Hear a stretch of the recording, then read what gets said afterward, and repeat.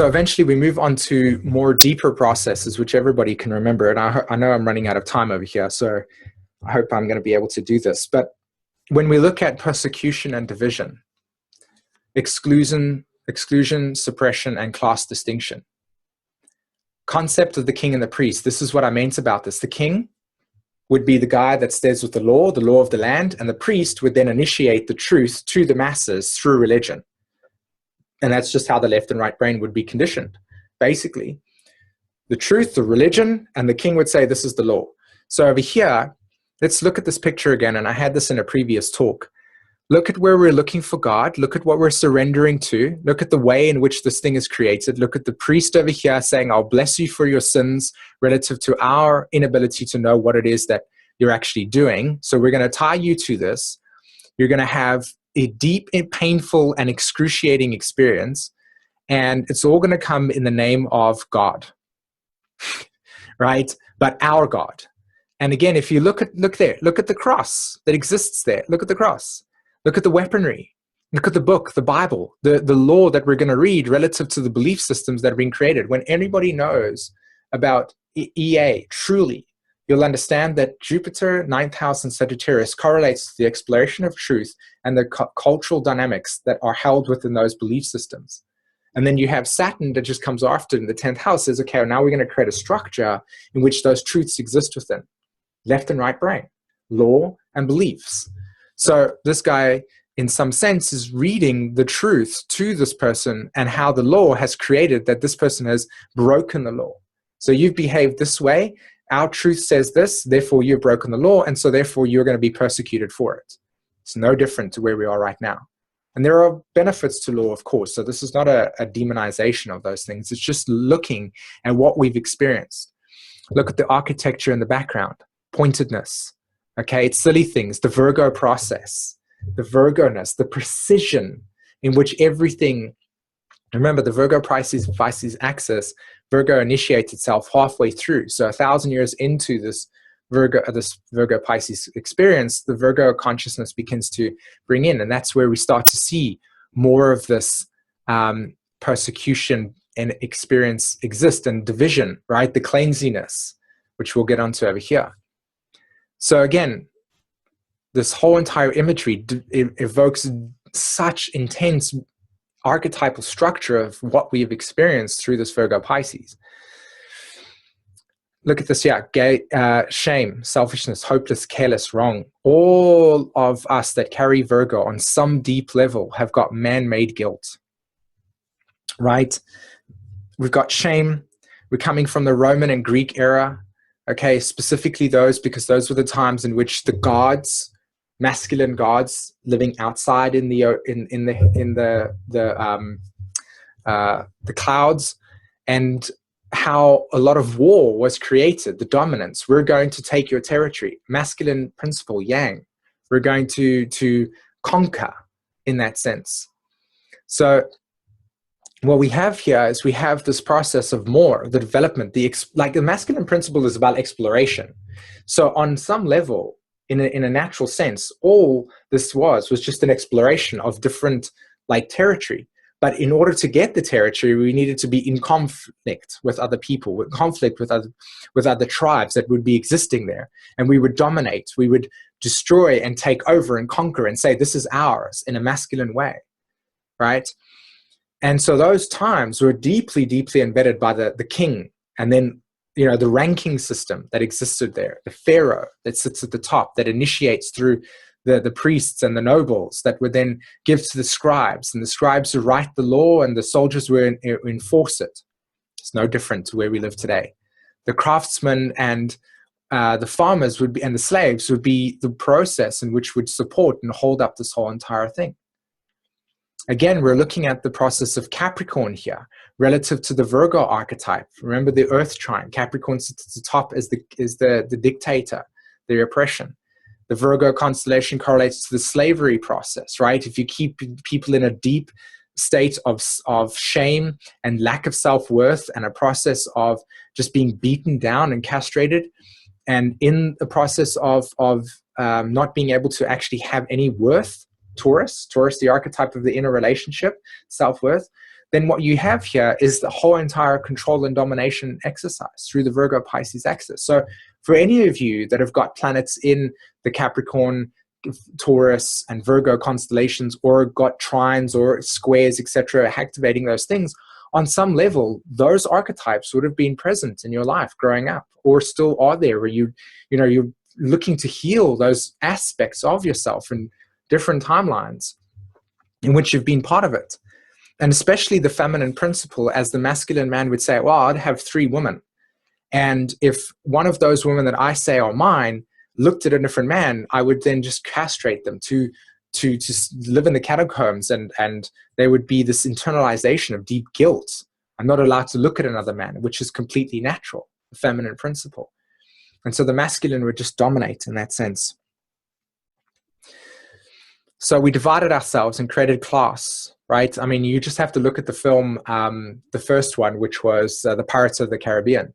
You could see that there was a class distinction. I mean, that's a really great film in terms of what came to mind instantly was how, there's a lot of lifetimes in which, say, for instance, somebody that love could transcend. It didn't have any of these definitions, right? So if, say, for instance, the princess or somebody that was part of the mayor, his daughter would want to look at a person that just lived in the normal peasant area. She fell in love with him, or they found a common thing. They would never be able to marry, because it would be class distinction, a conflict of interest. How can a peasant that has not been brought up with these cultural norms be marrying into a family? That would be horrendous. And on some level, it still exists today. This is really, really profound, and I encourage anybody to actually, find the material. I actually have it, but find the material on Jeffrey Wolf Green's talk on the Dark Eros, and this is something that is we still are learning to work through a lot in this period of time. I know I definitely am working to heal this part of myself here, but the Dark Eros. And Jeffrey talks about it in terms of the Dark Eros, but what he's really talking about is the distortion of sexuality and deep rage and emotional suppression that is rooted in humanity relative to patriarchy, relative to the distortion, relative to the separation from the womb. When we demonize the feminine principle, we put Miss or Mrs.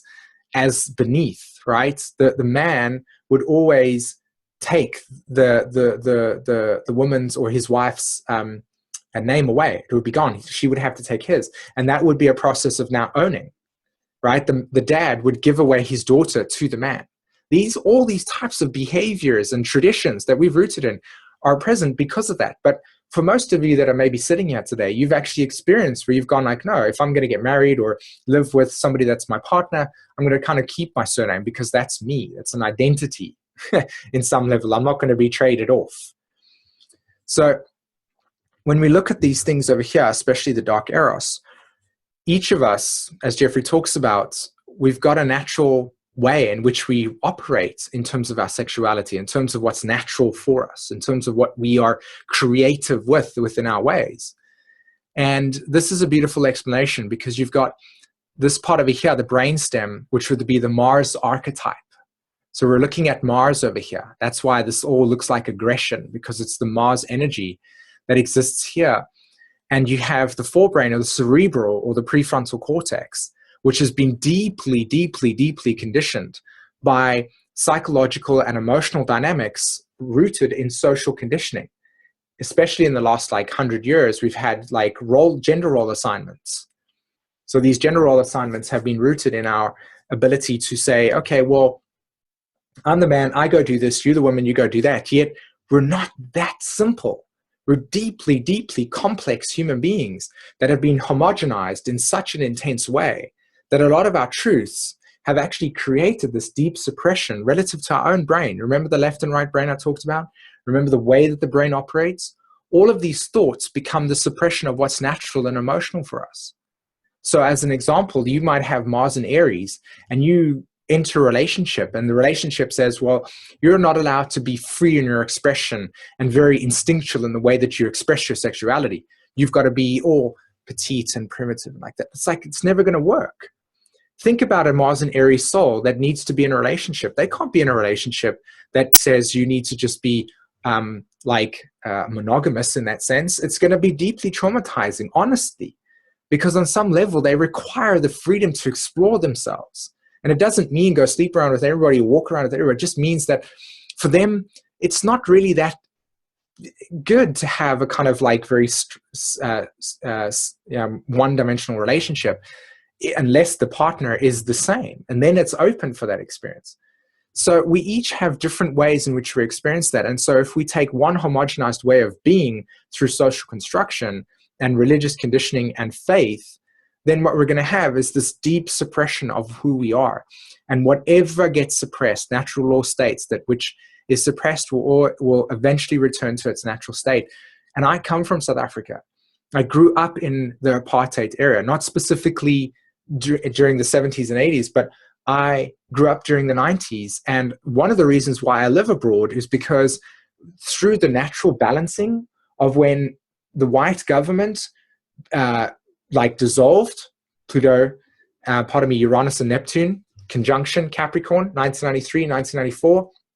And in 1994, 1995, President Mandela becomes president through his deep story of being in jail and all of this type of stuff. And he gives the black race, this is just their skin color.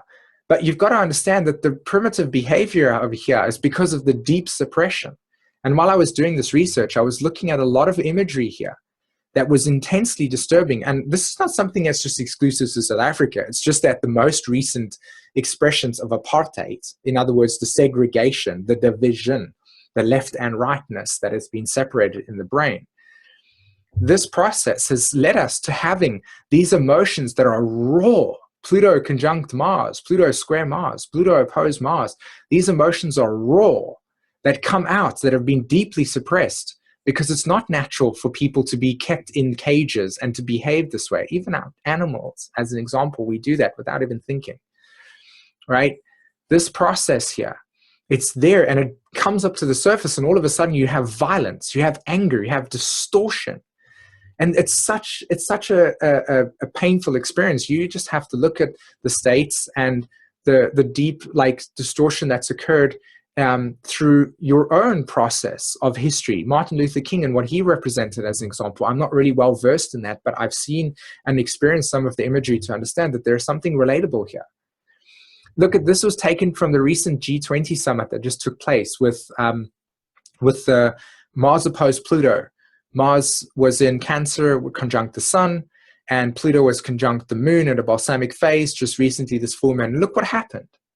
Germany, Jeffrey talks about in a way where he shares with us. Germany is one of the states also that has got this deep, dark Eros symbolism there. Unrepressed emotions, repressed emotions that have become so distorted that now when they come to the surface, there's this deep, deep, deep rage of anger, in which materializes as complete destruction and violence and the anarchy. So the ramifications of the immaturity that has materialized over the last 2,000 years from this Virgo Pisces axis and patriarchy and religious conditioning and separation has led us to what we're seeing here today. And we've got to go through this no matter what. We've got to go through this. And it's sometimes going to be a very painful experience.